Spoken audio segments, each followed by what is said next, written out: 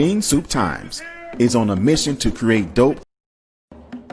Bean Soup Times is on a mission to create dope content that entertains, educates, and empowers the Black community. We keep our ear to the ground, we ask, we report to you. Greetings, peace and blessings. What's going on, brothers and sisters? This is your brother, your friend, Toure Muhammad. Man, I'm so excited to be back for another episode, another edition of the Toure Muhammad Show. I hope that you are doing well today. By Allah's grace, I am doing well, and very thankful to be on the top side of the earth and ready to shake and move for another day. So, man, we got a great edition today. We got a great show today. We hope that everyone can plug in and tune in.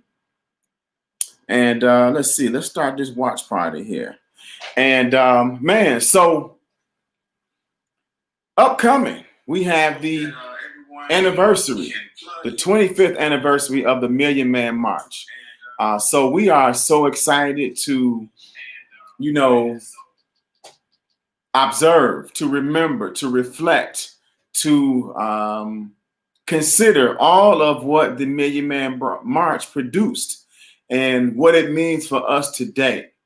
That was a very incredible and special march, and it was one that is still being discussed, and it's still the effects of it reverberate continuously throughout the world today.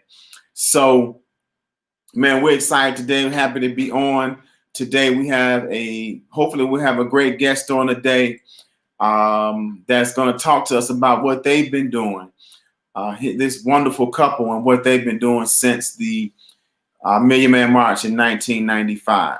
So before we go any further, I just wanted to kind of paint the scene and give you a little bit of my reflection and remembrance of that day. So, of course, I was a member of the Nation of Islam at the time. There's a photo I have on my Facebook page, which shows me, and that's in security mode on that day on the Capitol steps, right in front of the speakers. And it was a day of, man, really a day that is still hard to describe, right?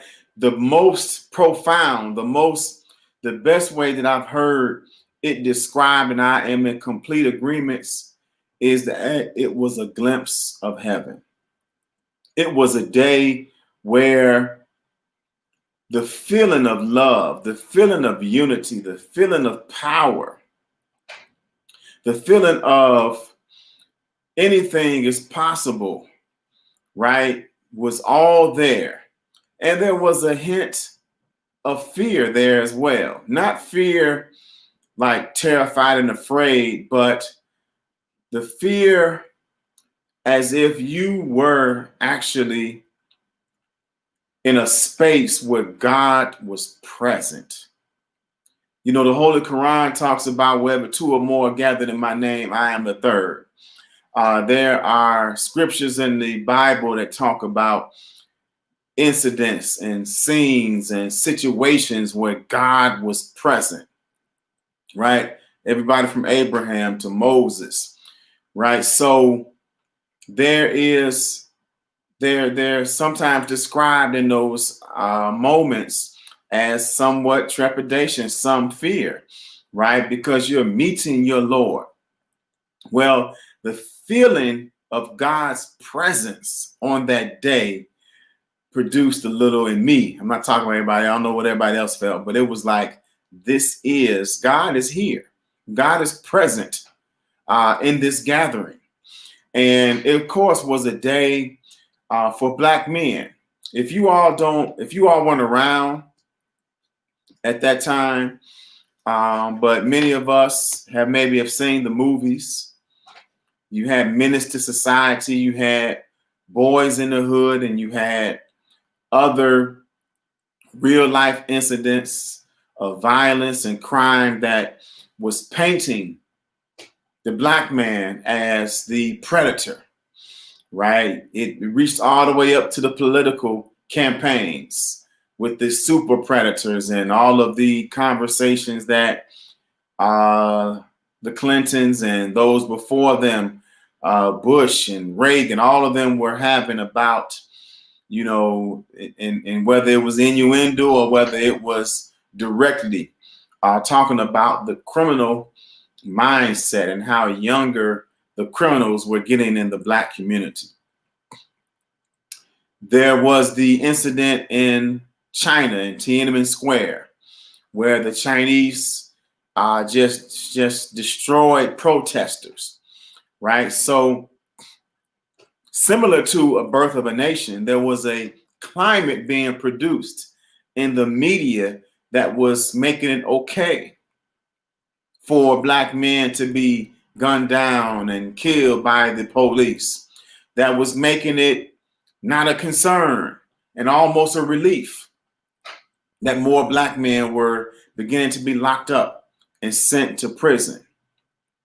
There was the overall climate and condition that made it so that no one, and again, I mentioned Tiananmen Square because America did not speak out about that, right? So the climate was there that was making it very hard for Black men and Black boys to not be looked at as open prey, open season on law enforcement. There was discussions about bringing in the National Guard into different cities. Again, very similar to today, right? And so at first, the Honorable Minister Louis Farrakhan went on tours where he talked about respect for life. And he talked to Black men and Black women about the value of life, right? The value of them as an individual. In many cases and many times, he talked about his personal life and how his mother had considered, because of the circumstances surrounding his conception, with aborting him. And he talked about how, whether it's abortion or whether it's a shooting in the street, how we were sentencing our own community and our own generations to death by what we were doing to each other because of how we did not respect one another and respect one another's life, ultimately because we didn't respect our own life, right? So whether it was alcohol, whether it was drugs, whether it was, right, any kind of behavior that chipped away at our pain and it was an attempt to self-medicate or to harm ourselves. He hit that on the head and he talked about that. And then as time went on, he decided, and he talks about how the words came out of his mouth, and it was the decision to call 1 million Black men to Washington, D.C. Those were words that no one had ever even considered before. No one had even thought about doing before. And it was absolutely amazing, incredible, and absolutely surprising. And what people don't realize is that it was less than a year's time of planning and preparation between him making the decision. I believe it was in September or October of 1994. And just a few months later, 2 million Black men were in Washington, D.C.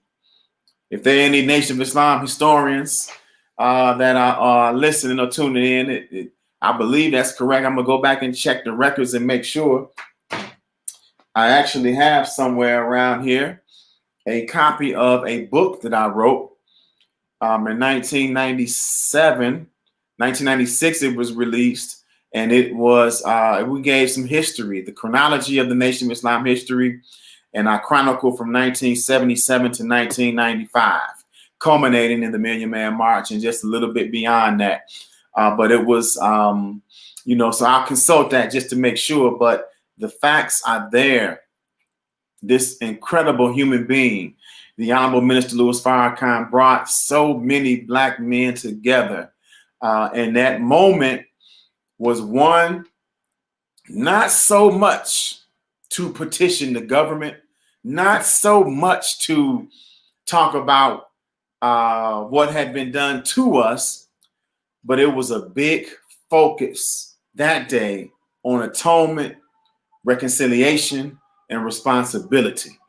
It was about what we as Black men can do in order to reverse the negative stereotypes, in order for us to avert the schemes and the machinations and the plans of our open enemy to either kill us or lock us up.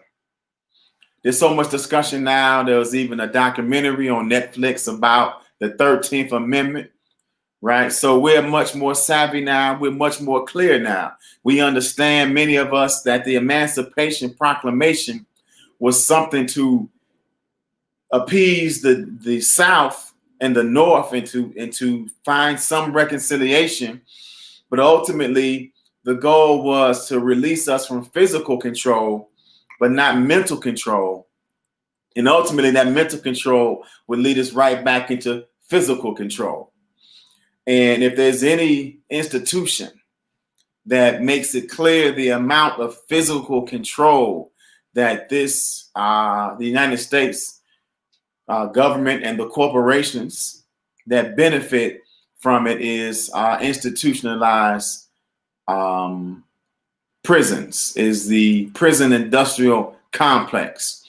As free as we want to be, and as free as we want to think we are, our physical freedom is quickly challenged and stopped, right?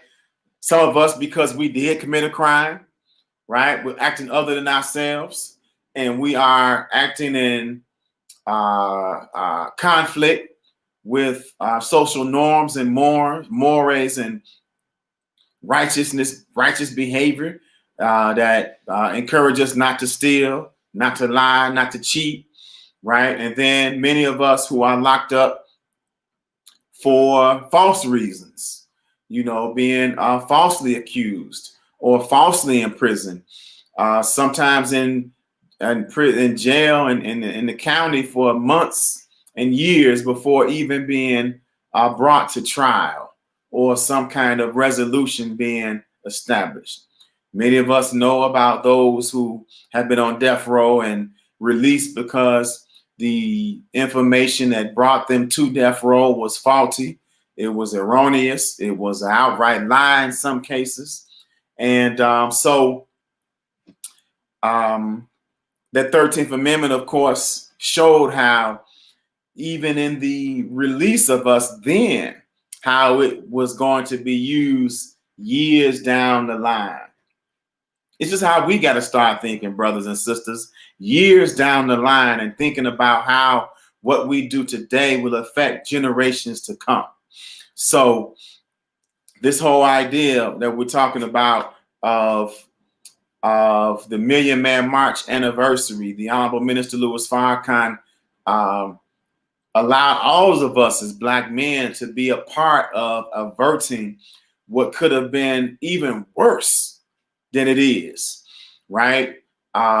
Many of us that could have been caught up in the criminal justice system or injustice system stop smoking and selling drugs, and stop using drugs, and stop selling drugs. So some of us were able to avoid the pitfall of prison. There were those who stopped abusing alcohol, right? And they were able to keep their wits and be sober-minded and focus on becoming productive members of society.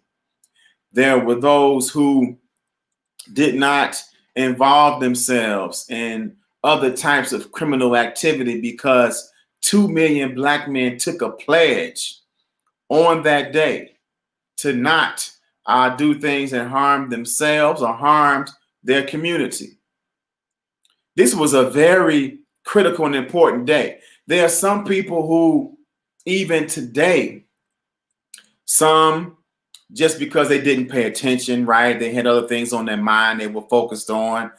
Some because the timing wasn't right. Maybe they were too young to pay attention during the time of the Million Man March. And, and some are just haters, right? But whatever category they fall in, there are people who say, well, what happened from the Million Man March? All I know is that it was a good day and a good feeling for that day, and nothing really came out of it. Well, that's not true. There were actually 13,000, right, inquiries right after the Million Man March of men and couples seeking to adopt Black children. One of the encouragements of the Honorable Minister Louis Farrakhan was to encourage us to adopt, right? There was a lot of discussion on the table about how there were so many Black children who needed parents, and the only ones that seemed to can be concerned or care about it were couples that were not Black, predominantly white couples that were adopting Black children. Now, I don't know what their motivation was. I can only assume that they had some kindness in their heart, and they saw children who didn't have parents and they wanted to adopt. But of course, the first responsibility to adopt Black children should be Black people, right? Because there's a cultural gap that does not have to be figured out.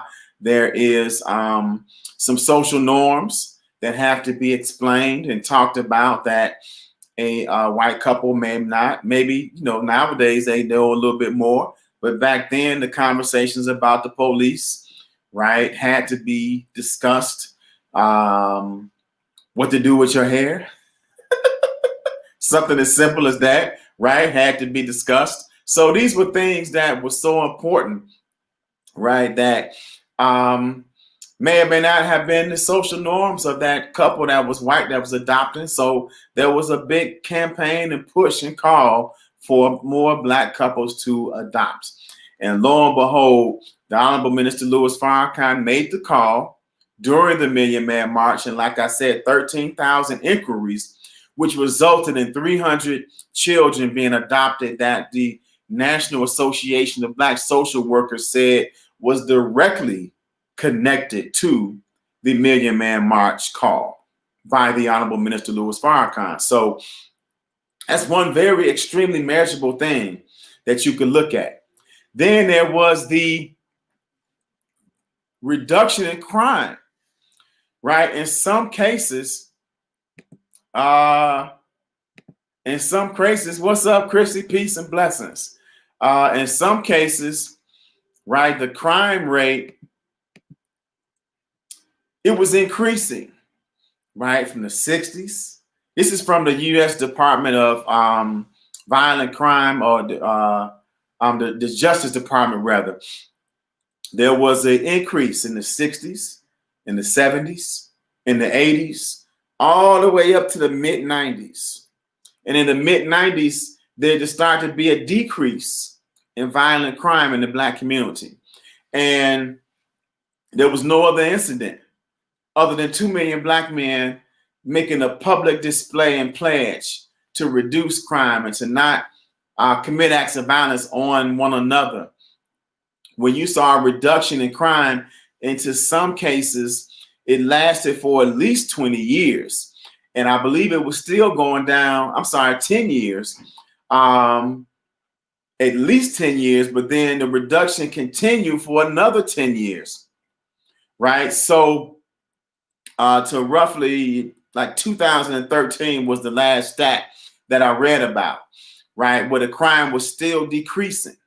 Now, that doesn't mean anything, of course, to the mother or the parent, the father who lost a child to violent crime since 2013, or even in that period, because one violent crime death is one too many.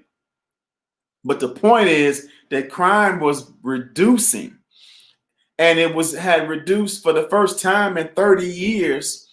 And it continued to reduce some 20 years later. That was an after effect, because not only did black men make a pledge that day, but there was some connections that was made.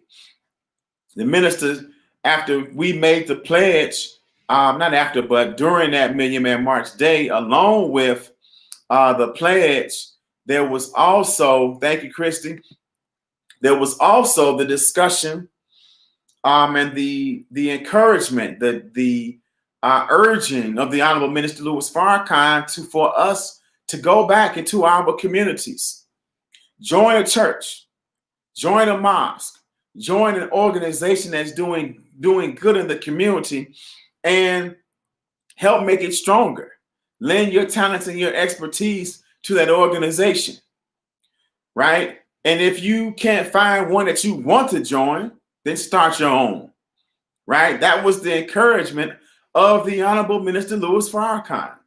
And after the Million Man March, from the NAACP to Rainbow Push to organizations across the country, there was a report of an increase in membership and activity after the Million Man March, right? So these people were saying, you know, well, what were the action steps? What happened? Well, these were some of the things that happened.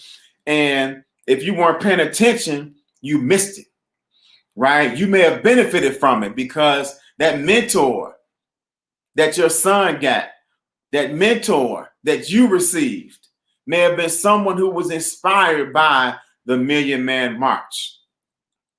One brother talked about scholarships that he established, scholarships 5 that he established because of his commitment to doing more after he returned home from the Million Man March.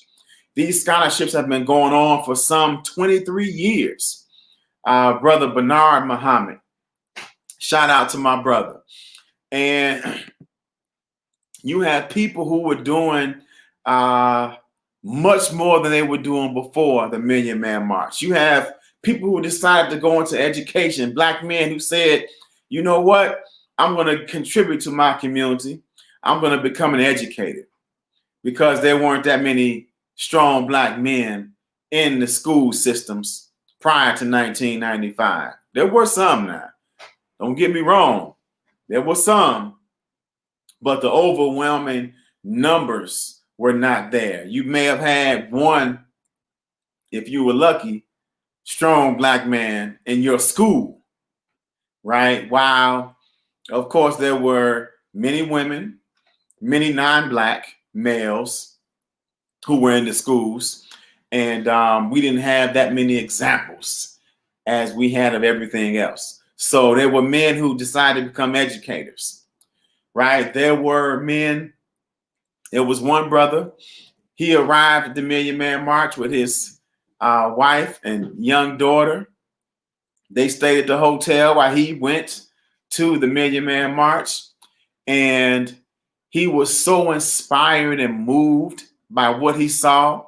He was so appreciative of the conversation that the Honorable Minister Louis Farrakhan had. He said it was like, man, our father had arrived when the minister came, approached the podium and talked to us like a father would talk. It was like a rites of passage moment. And this brother, his name is Delzino Wilson Debriano, returned from the Million Man March, ready to ignite an organization. He had just started a business group, Tag Team Marketing. Him and his wife went on to create a powerful organization that produced 230,000 members who generated millions, multi-millions, $7-8 million in sales, hundreds of millions of dollars in sales over a year, over like a 7-8 year period. And we're doing $100 million in sales for many years. And he said that what he did was bring black folks together, and his attempt was to duplicate the feeling and the productiveness that he saw at the Million Man March. At one point, and now this brother is leading the Buy Black movement. Him and his wonderful wife are leading the Buy Black movement, right? And go to buyblackmovement.com. Tell them I referred you.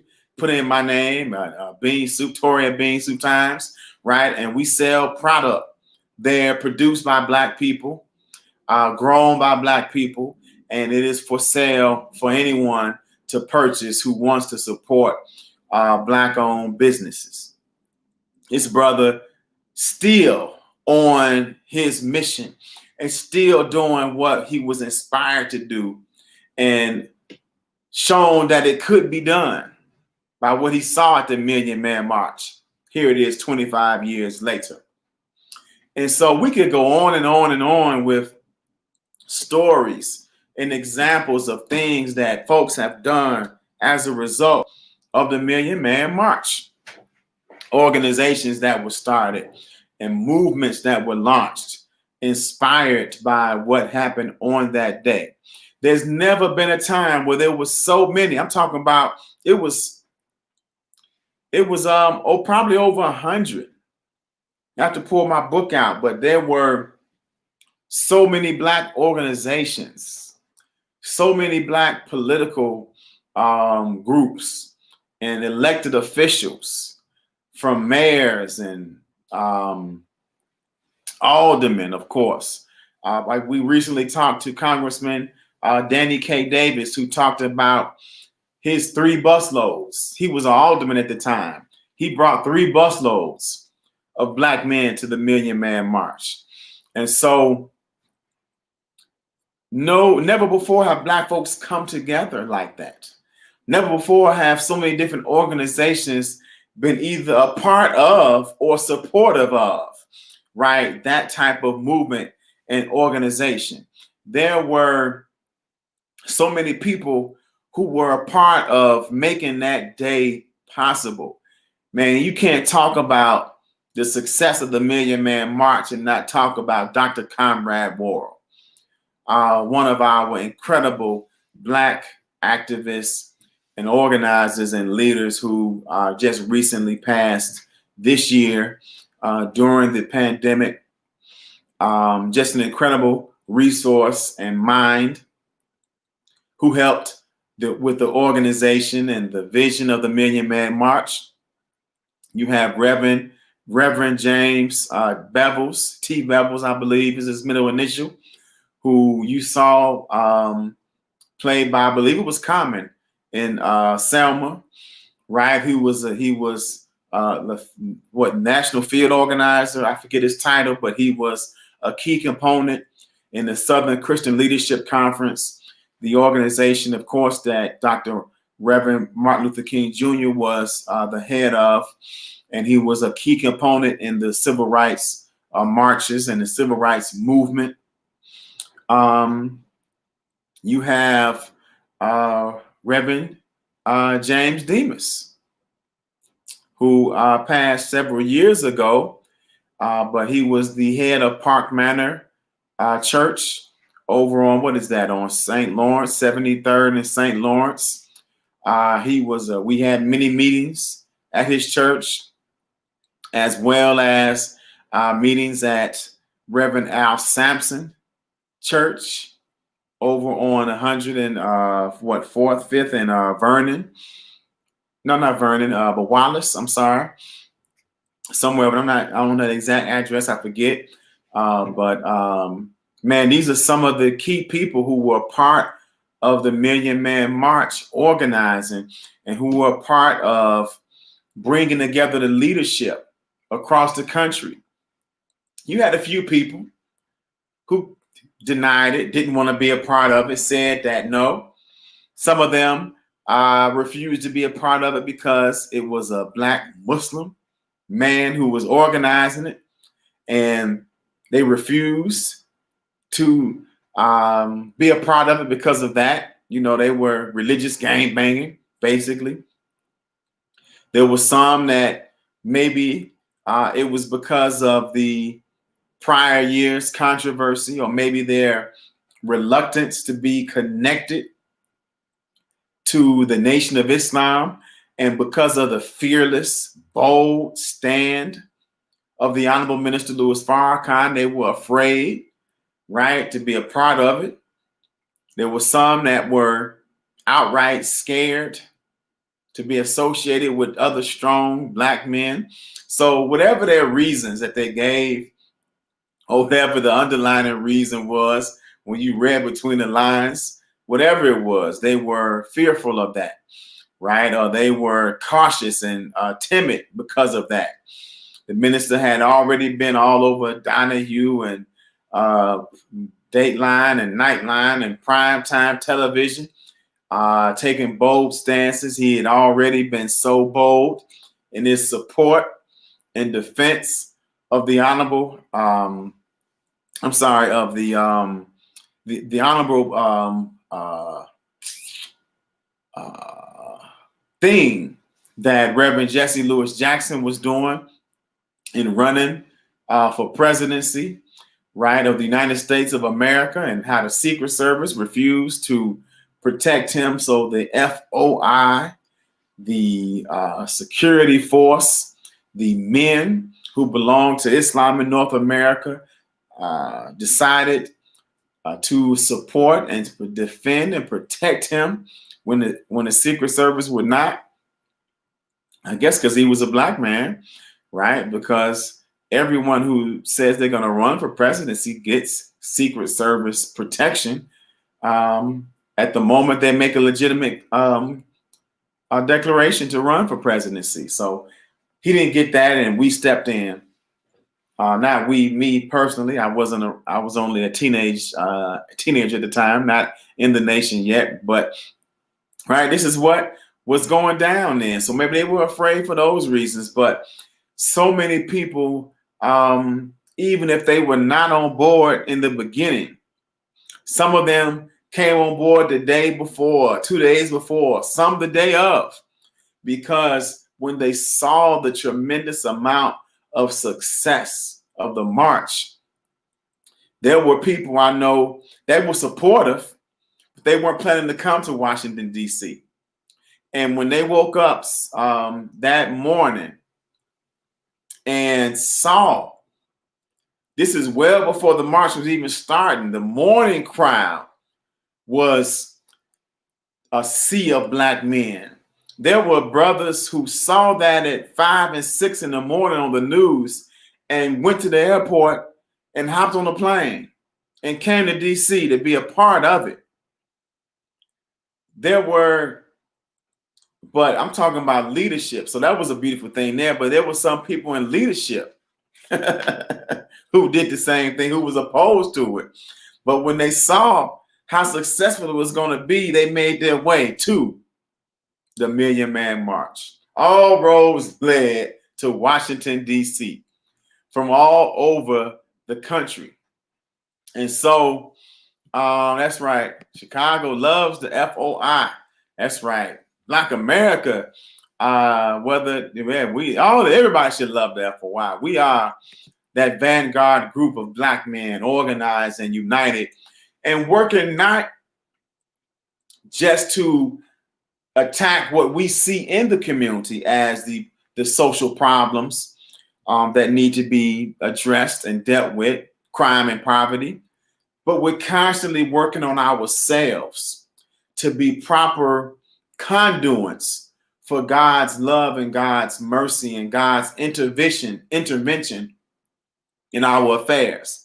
So what we saw at the Million Man March was an incredible tribute to the work and the legacy of the Honorable Minister Louis Farrakhan and his teacher, the Most Honorable Elijah Muhammad, is that while there is a acknowledgement and a open eye always focused on the enemy to the legitimate aspirations of our community to grow, to prosper, to be free of oppression, there's a clear recognition that we have to work on ourselves.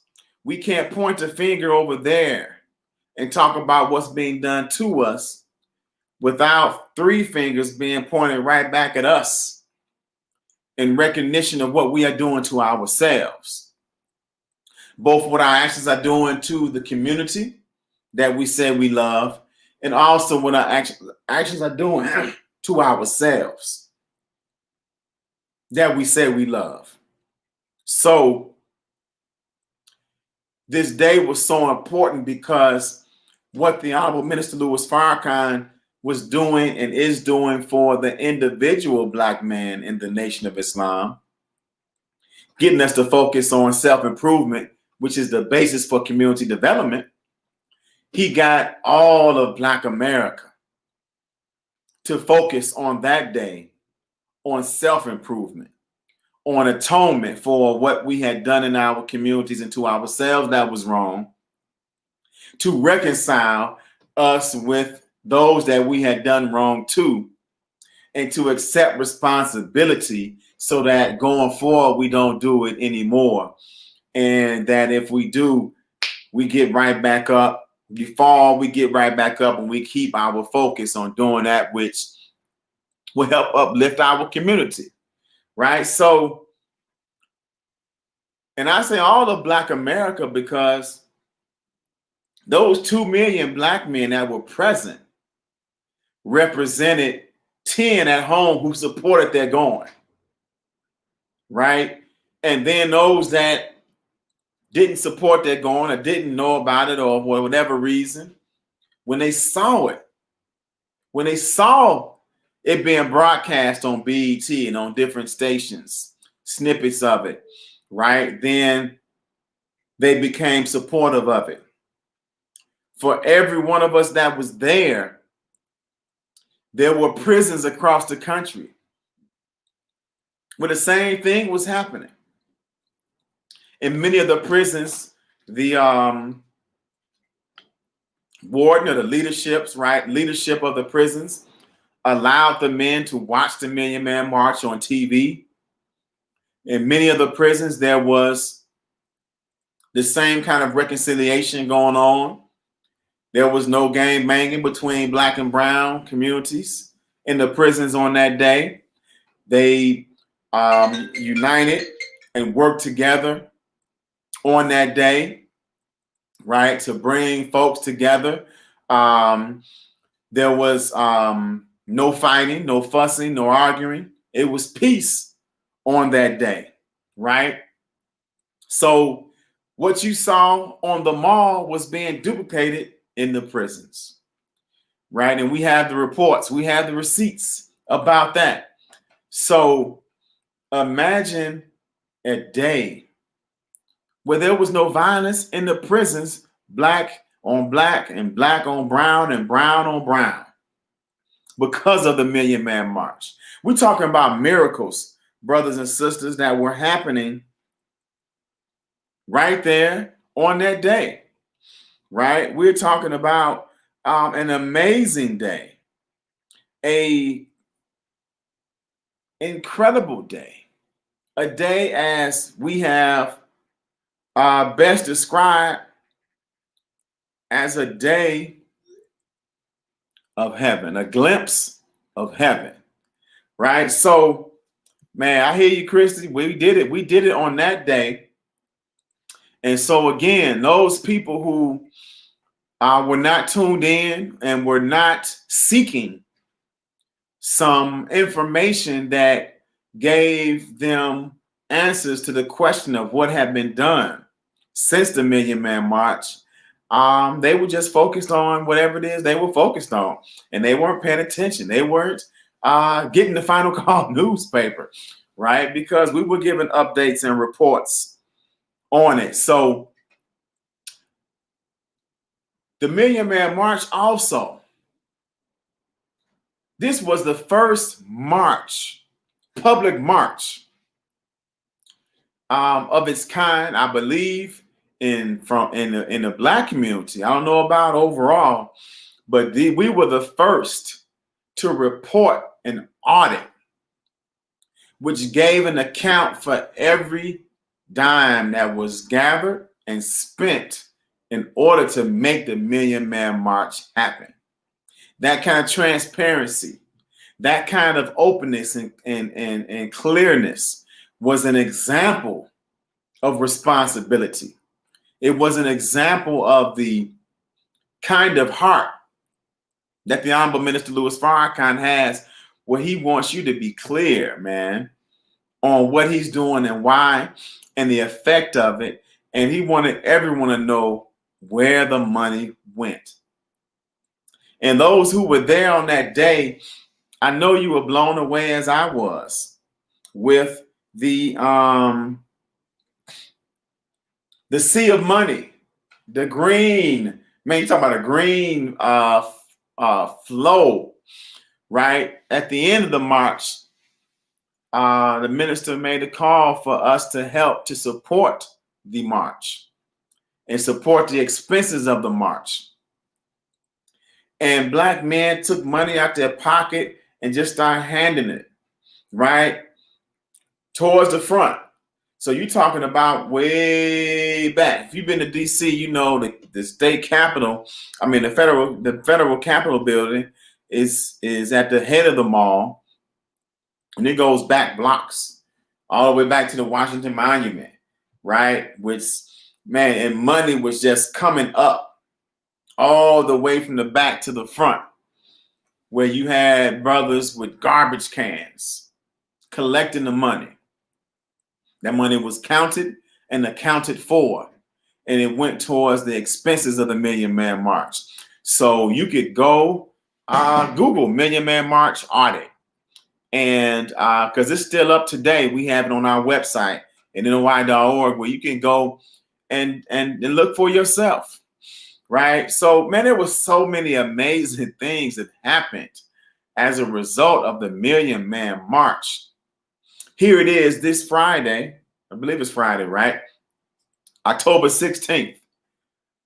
This is a holy day. This is a day that we established. This was a day that Black men and Black women, Black women helped, of course, to organize the march. We're not going to discount them. There were so many Black women encouraging their Black men to go, and so many that were out there encouraging Black men to sign up and register and to go, right? So while it was the Million Man March, it would not have been a march at all without the Black women who were supporting their men and supporting their sons, their husbands, their fiancés, their boyfriends, right, to go, their fathers to go and to be a part of this awesome day. So the audit, right? I'm sorry, the holy day that was established October 16th every year, right? It's a day of fasting. We encourage everyone to do what the Honorable Minister Louis Farrakhan encouraged us to do. That's right, precise. So many Black women absolutely were present that day, and there were so many Black women, precise, who spoke, right? Rosa Parks spoke on that day. And as a tremendous example of atonement, reconciliation, and responsibility, our wonderful ancestor, Dr. Betty Shabazz, spoke at the Million Man March. And many may not know this history, but prior to the Million Man March, sometime in 1994, I believe, there was an attempt to get one of the daughters of Minister Malcolm X and Dr. Betty Shabazz to be a part of a death plot to kill the Honorable Minister Louis Farrakhan. And while I believe the enemy wanted to use that moment to further cause division in the Black community, the Honorable Minister Louis Farrakhan used that moment to reconcile some of the division, the huge division and gap that was there between the family of Minister Malcolm X and the Nation of Islam. So that moment was used to bring the families together, the Shabazz family and the Farrakhan family. And so she spoke on that day. of the Million Man March. So there were so many women who were there behind the scenes, and there were so many women who were there that day, and there were so many women who spoke at the Million Man March. Of course, who could forget Dr. Maya Angelou, who also spoke at the Million Man March. And of course, who was present there that day as a community organizer. I believe he was not even elected to office yet, was President Barack Obama, who then, when he was inaugurated, had Dr. Maya Angelou at his inauguration. So, man, so many wonderful things. And we didn't even talk about the political action and mobilization. Do you know there were 150,000 Black men of the 2 million that were present who that day registered to vote? Oh, yeah, we had voter registration going on that day. And there was some, I think the reports were 1.7 million new voters, new Black male voters, resulted right after the Million Man March. And there were so many new people who were elected into office on the heels of the Million Man March. Jesse Jackson Jr.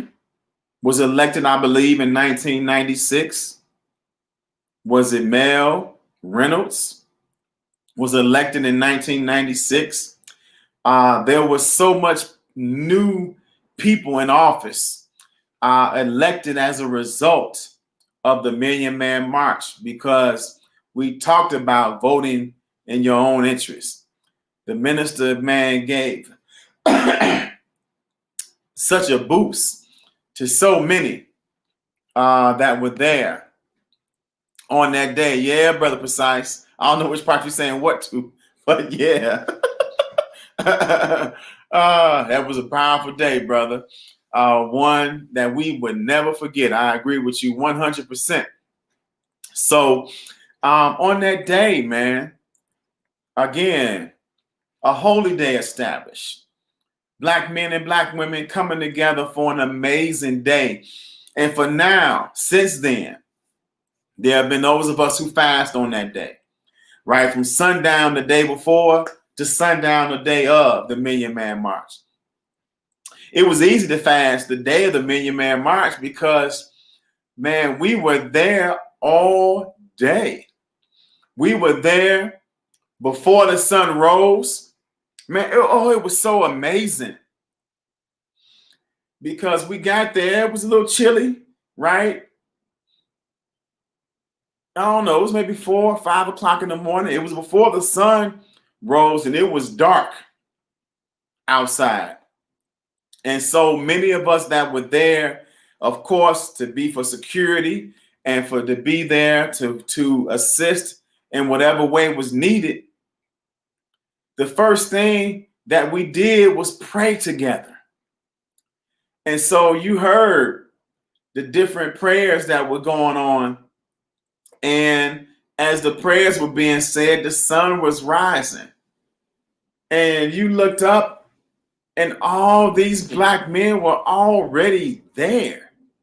It was almost already far as the eye could see of Black men who were there before the sun rose. No chairs. Nobody brought, this wasn't no cookout. This wasn't no cookout, right? Precise. Man, it was so bright, man. It was like, man, night and day had happened in seconds, right? This wasn't a cookout.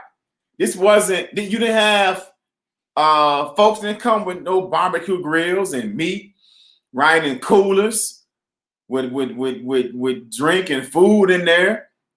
We came, man, shoulder to shoulder with nothing but ourselves. There may have been a few people on wheelchairs, right? That the family, the men brought the elder there on wheelchairs. But there were no radios blasting different types of music and sounds, right? This was us standing there toe to toe, shoulder to shoulder on that day presenting ourselves. And for that lasted until the evening, right? When the minister came on, what was it, 2, 3 o'clock by the time the minister even came on. So we were there 10 hours standing, strong stamina, encouraged, regardless of what our physical condition was.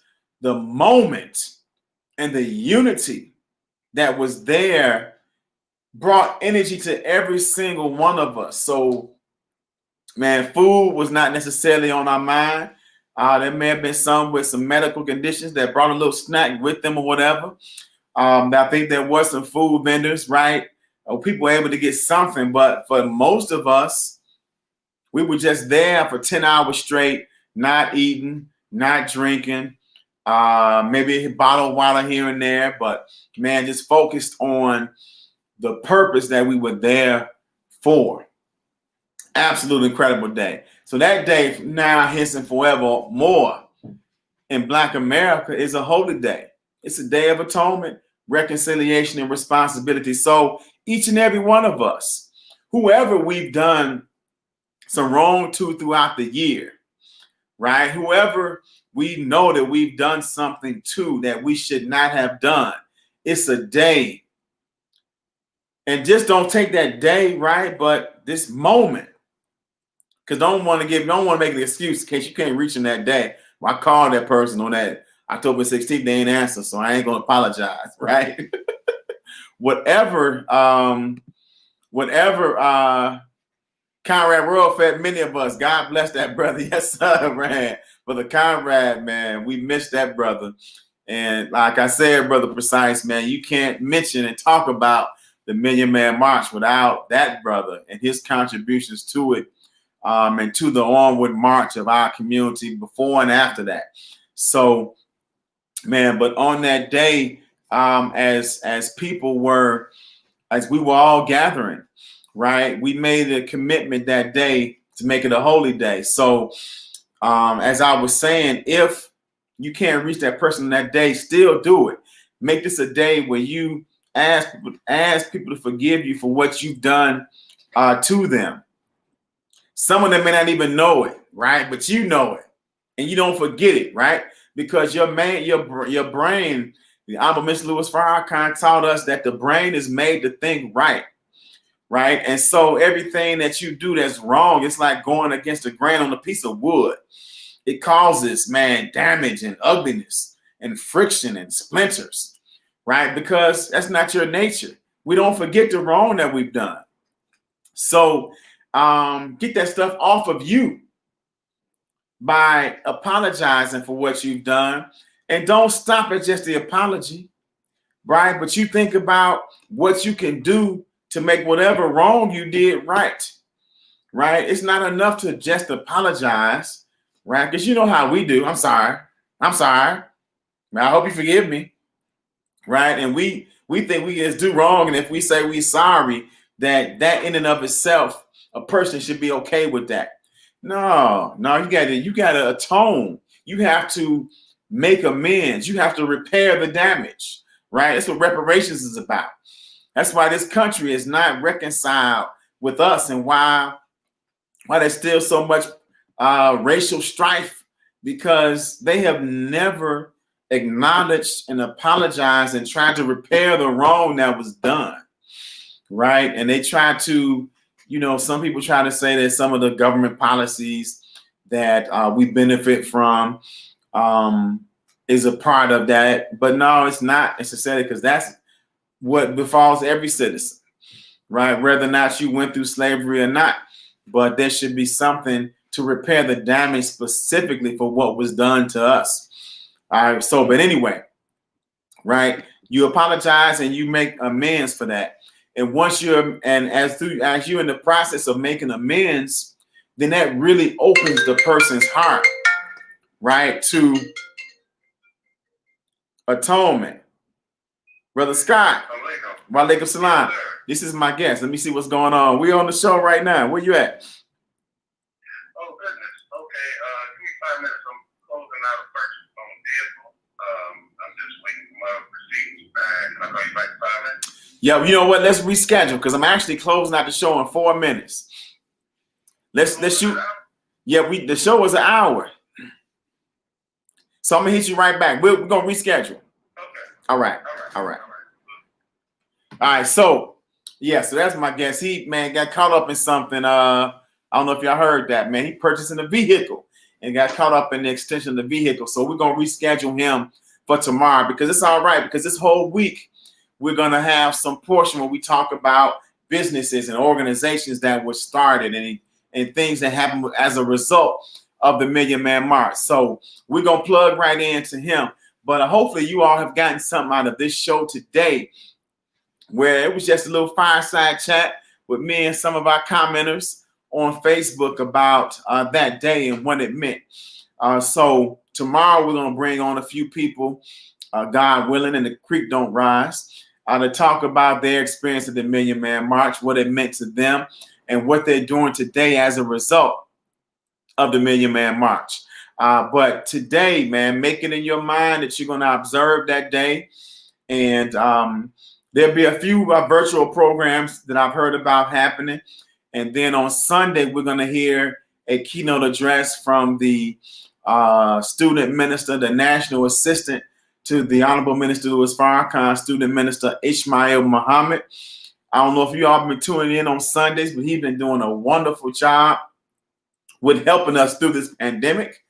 He's been doing a wonderful job of helping us to understand and see what is going on from the viewpoint and perspective of the Honorable Minister Louis Farrakhan, the Nation of Islam, and Allah God himself. It's been absolutely amazing watching him. Precise, man. Maybe you can come on tomorrow. That concept of atonement, man, that's a huge takeaway, isn't it, brother? From the march, and it's something that is a continuous and ongoing process, right? Because there's the personal atonement, there's a way for us to help, right, be involved in the organization, to be involved. Brother Scott, help us to be involved, right, in when we look at atonement, right? Let's look at how we can apply that to the continued violence that's in our community, right? If the brothers and sisters who were not present at the Million Man March could benefit from the experience of those of us who were there. This is something that Congressman Danny K. Davis said to me the other day as I was talking to him about the Million Man March and interviewing him for my article that's going to be, God willing, in this issue of the Final Call newspaper.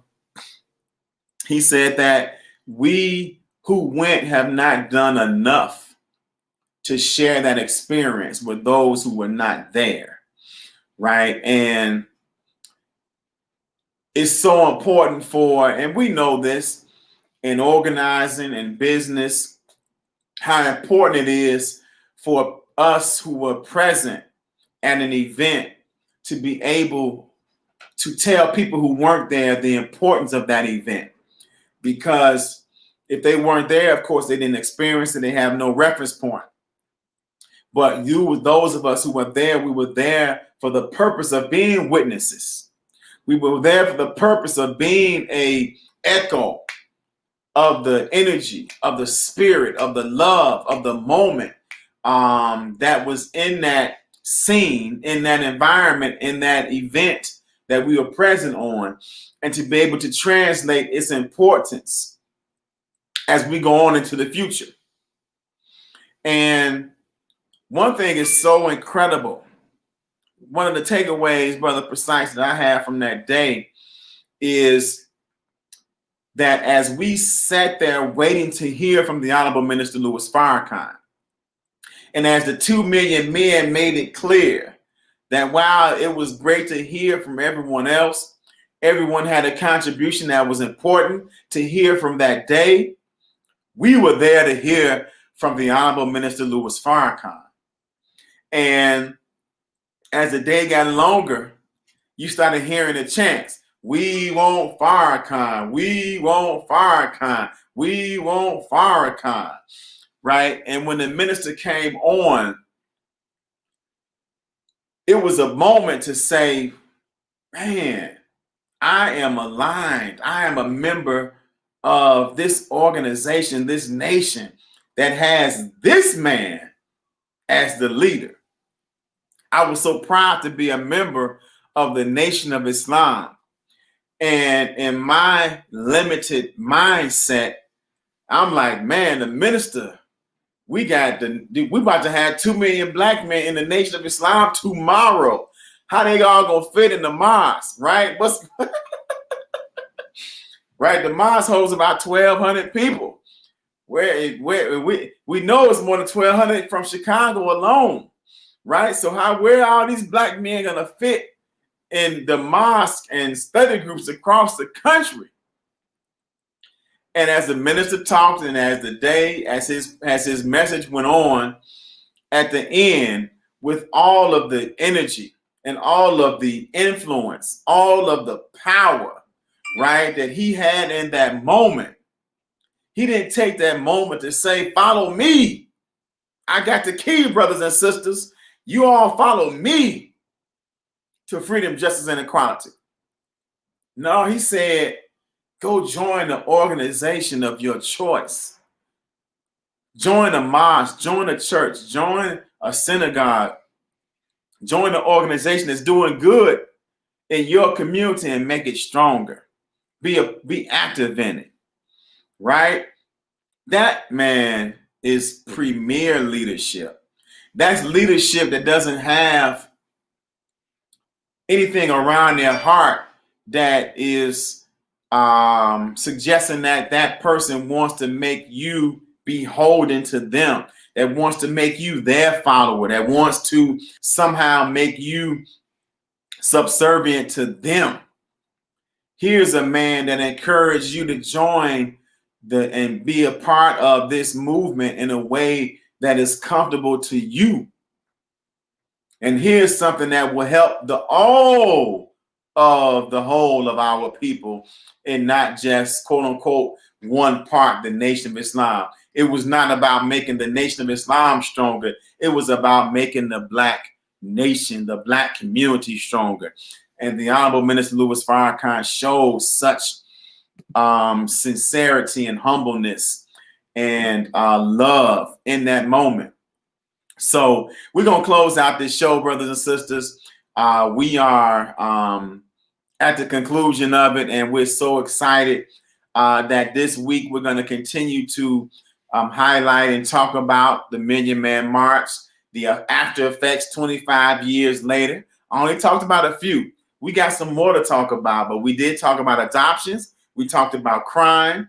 We talked about the establishment of a holy day, and we talked a little bit about political activity. So we're going to talk some more tomorrow. Man, tell a friend to tune in to the Toure Muhammad Show at 1 o'clock tomorrow. And by the grace of God, we'll see you then.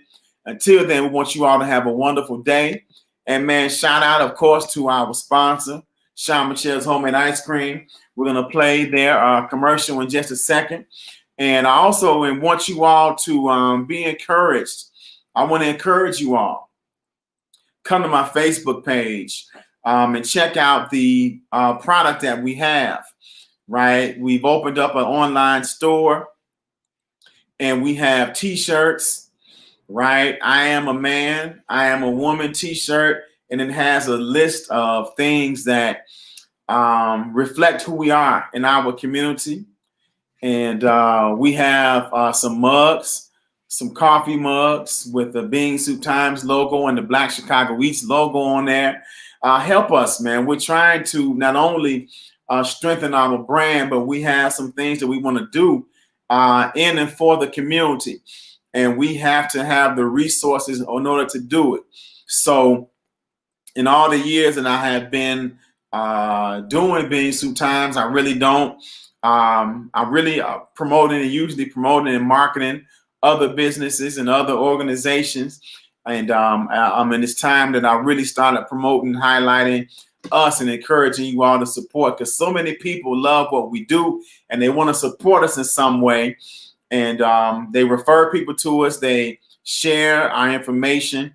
But this is one way that you can support us as well. We have masks, right? We got a whole bunch of stuff on there. So we'll be sharing that in our email blast, on our Facebook page, on our Instagram page. So make sure you're following us at Being Soup Times on Instagram and on Facebook, and follow us on Black Chicago Eats on Instagram and on Facebook, and you'll get more of that information. And also, we want y'all to join our text message service, right? We're going to be sending out information on Black businesses, on Black organizations, and Black news. So text Black Chicago to 844-773-8392 as it goes across the screen. Text Black Chicago to 844-773-8392 to get more information from us through via text message about Black businesses, Black organizations, and Black events. So with that, we're going to tune out. We're going to close out with our sponsor, Sean Michelle's Homemade Ice Cream. We'll talk to y'all real soon. Assalamu alaikum. Sean Michelle's Homemade Ice Cream is the only place to go when the ladies crave delicious old-fashioned homemade ice cream. Their vanilla tastes just like Grandma used to make it. With over 35 flavors, all made with the freshest ingredients, Kathy has never had banana pudding ice cream this good. It's homemade ice cream the way you remember, and Sean Michelle's doesn't upset your stomach. Enjoy in-store or take it to go. Sean Michelle's. Fall in love again. First-time customers, buy one, get one free.